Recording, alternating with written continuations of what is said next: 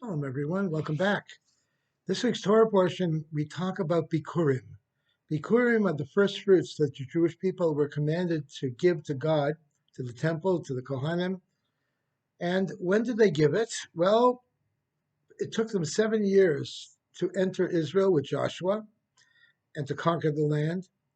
Then it took another 7 years for them to divide up the land among the various tribes.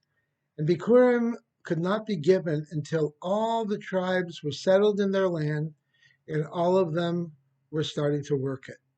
Until then, until every single family, every single tribe had their land in the land of Israel, until then, they did not give Bikurim yet. And what is Bikurim really all about? Bikurim is about giving the very best we've got to God. And for a lot of people, they're not into that so much. The best we've got very often should be for me. I should have the best, whether it's a car or a house or whatever it may be in life. Food, I should have the very best. God can have second best. For God, it's not so important. When I buy a pair of tefillin, I won't get the very best tefillin because I really can't afford that. But when it comes to buying a car, I'll get the very best that I can afford. We have to look at our priorities in life. What are exactly are our priorities? Are our priorities for us or for our priorities are for others, to help another person, to help God, to make the world into a better place? We should make sure that we give the very, very best we've got to God.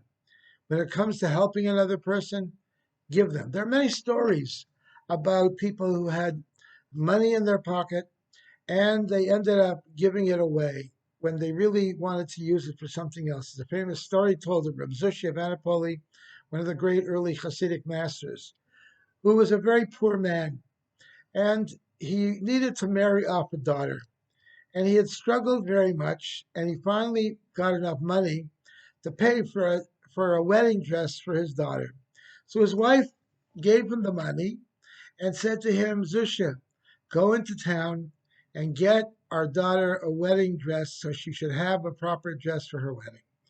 On the way to the marketplace where the dresses were sold, he came upon a poor man. And the poor man had nothing.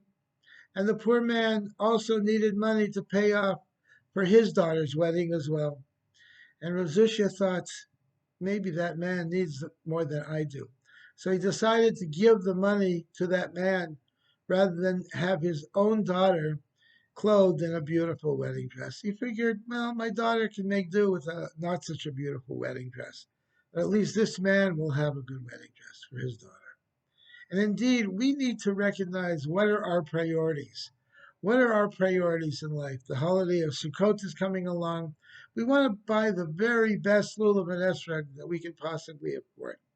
We want to make sure that we are dressed nicely for the holidays and we take off work for the holidays to make sure that the holidays are observed in the very, very best possible way. And really, that is what Judaism is really all about.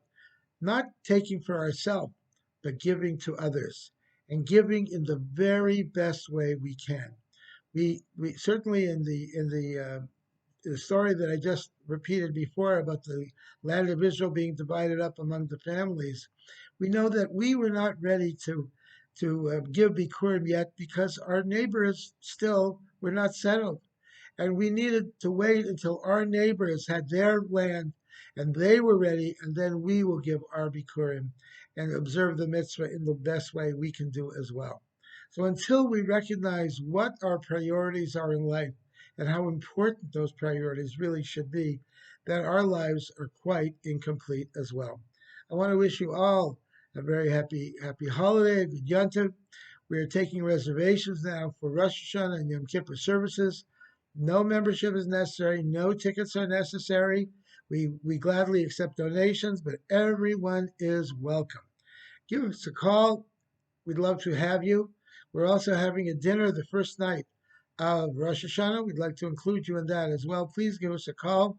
There's a charge for that, but we'd like to welcome everyone to join us as well. No one will be turned away. So I want to wish you all a Shana Tova, Tikasem Seichasem, may it be inscribed and written into a good year for you and for your family for the coming year. Shalom.